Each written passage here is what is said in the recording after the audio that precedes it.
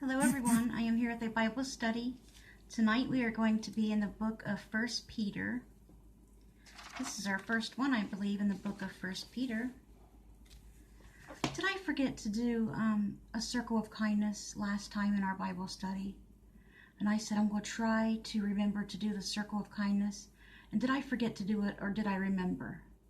Because I can't remember if I remembered or not. I'm thinking I forgot, but I could be wrong. I can't remember. And that was just last night, wasn't it? See, that's how my short-term memory is like that. I can't remember half the stuff of what I do the next day, but my long-term memory is like yesterday. It's crazy. All right. So, 1 Peter chapter 3, we're going to read. But right now I'm going to read to you 1 Peter chapter 3, verse 15, which says, "Always be prepared to give an answer to everyone who asks you to give the reason that you have, but do this with gentleness and respect." You don't want to tell it to somebody mean and hateful like, or they're not going to want to listen to you, or they're not going to want to do what you tell them, or they're really not going to want to listen to what you say if you tell it to them harshly. They're just going to want to hurry up and get away from you and think you're a very mean person, and what you say must be wrong because you're a mean person. And why would you, being a mean person, how would you be so close to God, you being a mean person? You know what I mean? So you want to tell it to them, like Peter said, with gently and with respect. Okay, and chapter 3 is really short. And then we'll read the devotion that goes along with it. So let me go ahead and read chapter 3 for us. Talk about wives and husbands suffering for doing good. You ever hear, no good deed goes unpunished? So true. Somebody else fell here today. I heard a lot of noise outside this morning, and I told Sherm, I said, look out the window. And he looked out the window, and I guess there was a woman out there laying on the sidewalk, but there was 2 or 3 guys out there with her, I guess, and they didn't try to get her up because she was a bigger lady, and they didn't try to help her up. And I heard somebody saying, call 911.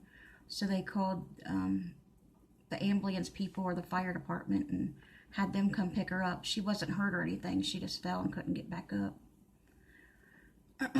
But that makes 3 people that's fell here recently. I'm always afraid I'm going to fall when I go out because I'm very, very bad about falling. That's what I'm always afraid of.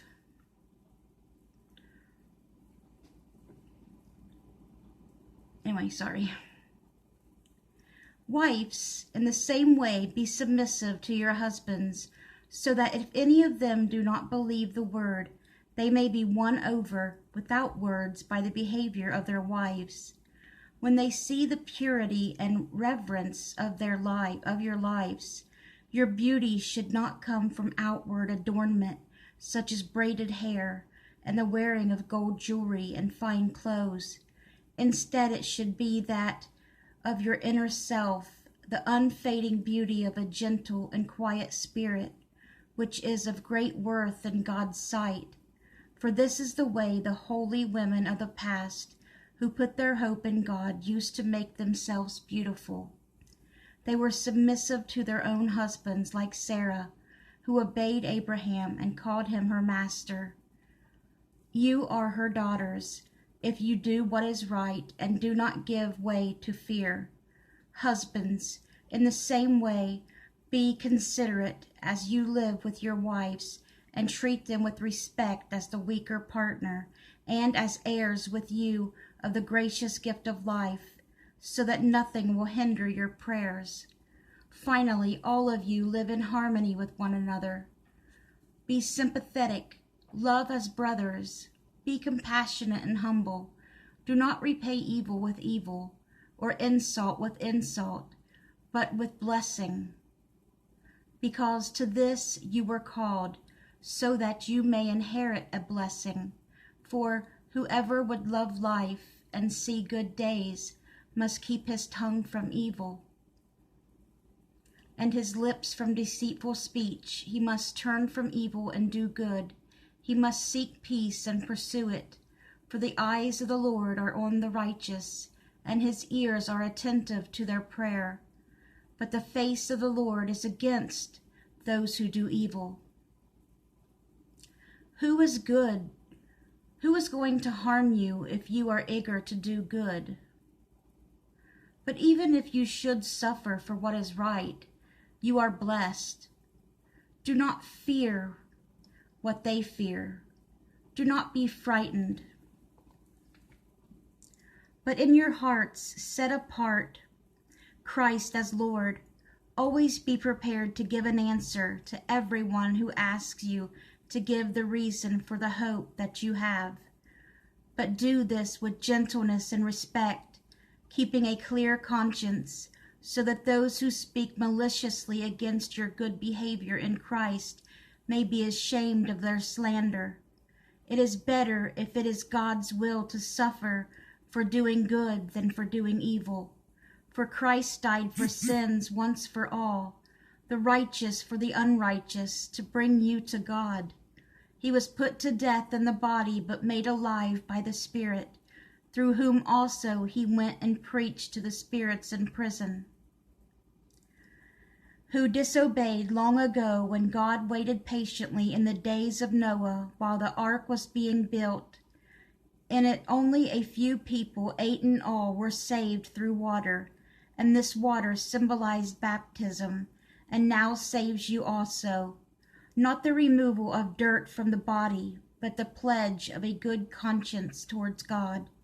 It saves you by the resurrection of Jesus Christ, who has gone into heaven and is at God's right hand, with angels, authorities, and power in submission to him. Amen.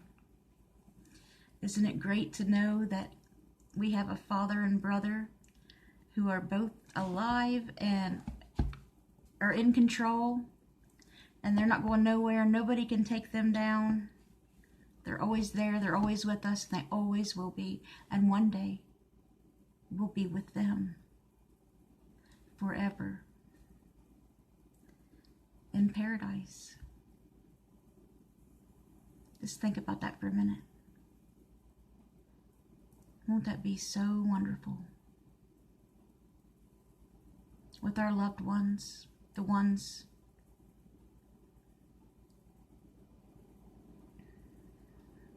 who were saved.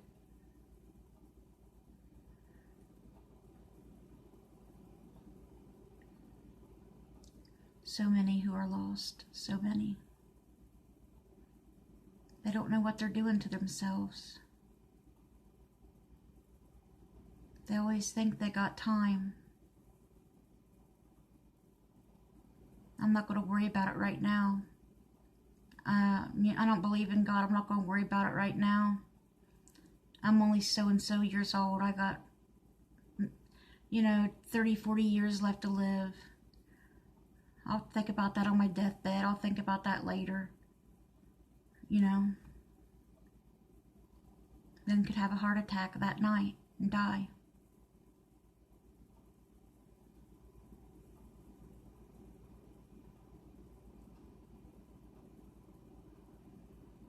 I don't want to believe in. I don't believe in God. I want to go out and drink and party and run around and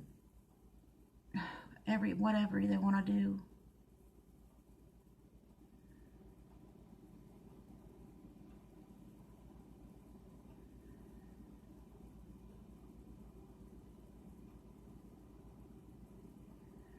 People just think they got time, but time always ends up being shorter than you think it's going to be. And when someone in your family dies unexpectedly, you usually see that, but some people Still don't get the picture when that happens. Trust me, I know. We've dealt with tragedies in our family a few times. And I thought, oh, this is going to snap this person around. This has to snap them around. No. Not at all. Not in the slightest. Not in the slightest. Might have made the person even worse. Didn't help in the slightest. What do you do in that situation? Pray.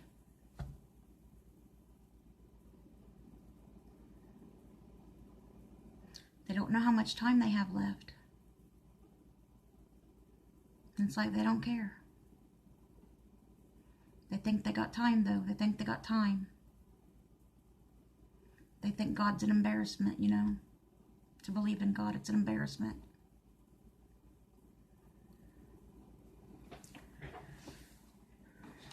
I always get made fun of because I believe in God, but I don't care. I always have, and I always will. It's not cool to believe in God since I do, you know.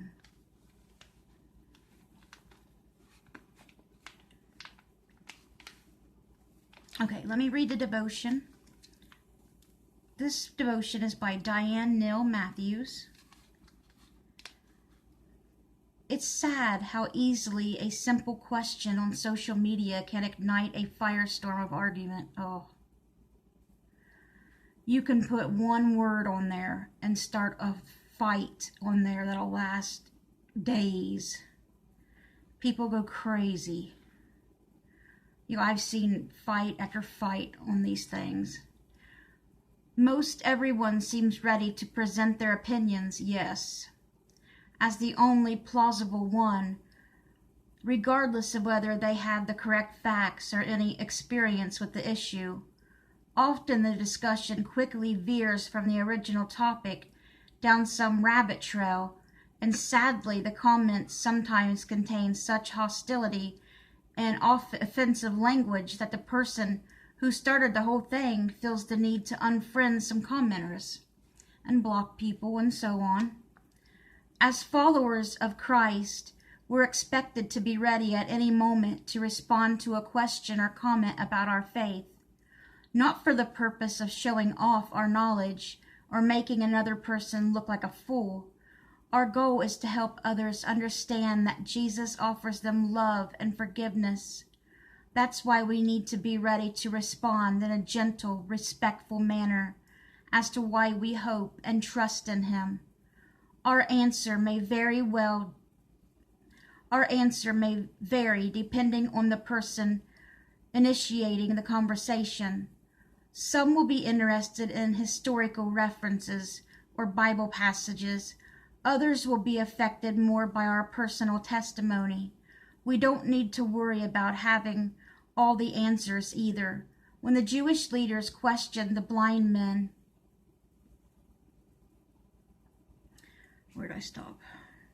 questioned the blind men about who had healed him, he said, "One thing I do know. I was blind, but now I see." John 9:25. If we share what we know about Jesus in a winsome way, maybe someone else will want to know Him too. So true. That is so true. I like that last part the best. Let's read it again. One thing I do know. Wait. When the Jewish leaders questioned the blind man about who had healed him, he said, "One thing I do know. I was blind, but now I see." John 9:25. If we share what we know about Jesus in a winsome way, maybe someone else will want to know Him too. So true. You talk to somebody that's having a bad time or whatever, and they're like, you know, what makes you so happy or whatever. or what gets you through things, and then you start telling them about Jesus and how wonderful Jesus is and how he saved your life, how he's saving your life, and they just might want Jesus in their life too. I love that part, because I truly believe that, and I think that's a wonderful way to do that. Now tonight, I want you to imagine that someone has asked you why you believe in Jesus. And I want you to write your answer and keep it and revise it as you continue to ponder and pray about the best way to answer it. Imagine that someone has asked you why you believe in Jesus. What would you tell them? Write your answer down. Somebody that doesn't believe comes up to you. Let's say,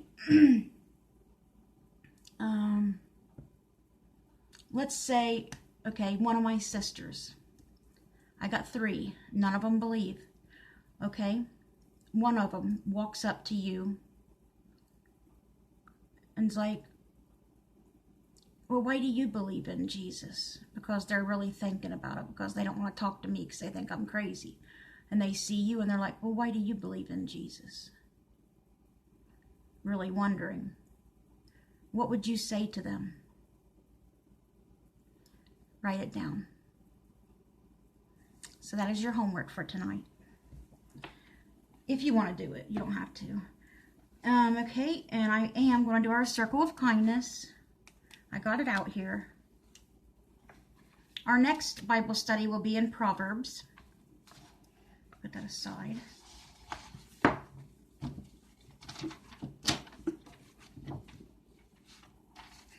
right. The first one is by Bertha Tobias from Texas. I was happy to pay forward the kindness that was shown to me. When my 3 children were young, I was a single mom and I struggled to make ends meet. Once I didn't even have 25 cents to pay for an immunization record for my daughter's shots. 25 cents. Man, that's cheap. And another mom at the clinic who didn't know me handed me a quarter without hesitation. I never forgot her kindness. The other day at the grocery store, a mom with 2 kids was ahead of me at the checkout, and I overheard the cashier tell her that he had to cancel her transaction, so I offered to pay for her groceries. I was happy to pay the kindness shown forward. See what I mean about paying it forward? That's what I'm talking about. It doesn't matter what you do for someone. Like this, she didn't do the exact same thing that woman did for her to help someone else. You do something to help someone, and don't matter what they do, as long as they help someone else do something. Like that woman helped her by giving her 25 cents to get her daughter a shot record. And she helped somebody by buying their groceries. And then that person that got her groceries bought, now hopefully she'll go and help somebody do something. Whether it is, I don't know, hey, you need me to babysit your kids so you can go to your job interview or whatever, because a struggling single mom needs to hurry up and get to a job interview and she don't got nobody to watch her baby or something. You know, just something. Pay it forward. Okay, and the next one is by Lynn Ritz from Washington. It became a circle of giving. While visiting my sister in a faraway state, I bought a bar of handcrafted soap in a specialty store. When I returned home, I realized that I loved the soap, but I had discarded the packaging. I called my sister and asked if she would go back to the store and see if she could find out the name of the company so I could possibly buy the soap online. A few days later, a box arrived in the mail. My sister had sent me another bar. Inside the package was a note that read, "Just because it's fun to get a package." It is. It is. Sherm would love it. He hates it, not being able to get a package. If I get something, like I got a package today, but it was just some medicine that I ordered from Walmart, some vitamins. He hates not getting packages. I then sent her some homemade cookies, enclosing the same note she had sent me to complete the circle of kindness. See, that's nice. Her sister sent her the soap she liked, and she sent her back some cookies. I got Sherman a Valentine's gift coming in the mail, so he will be getting something. This ain't came yet. Okay, and the last one. It's by Abigail Bill from New York. It brought a smile to her face and to mine. A friend from church was on my mind. She is the type of person who is always helping others. I wanted to get her a small gift that I hoped would make her smile. When I stopped at the grocery store, boxes of chocolate on the sell rack caught my eye. They had gold foil wrapping and a nice variety of sweets, so I popped one into my cart. I noticed when the checker rang up my order, the chocolates did not appear at the sale price. She called the manager, who explained they had been placed with the wrong pricing label. He apologized and said no payment was needed. The box of candy brought a smile to her face and mine. So she got the candy for free? Man, every time I get, if I tell them that's the wrong price and they ring up the wrong price, they never give me nothing for free. How about you guys? Man, she was lucky. That sounded like pretty fancy looking candy though, didn't it? That'd be pretty. I love the Valentine candy and the heart boxes with the foil and stuff that's on them. They're so pretty. I love the boxes. The Valentine stuff's so pretty. Alright guys, well that was everything. So I'm going to go ahead and get off here. I hope you guys have a great rest of your night. And I hope you guys have a great night's sleep. Bye guys. Good night.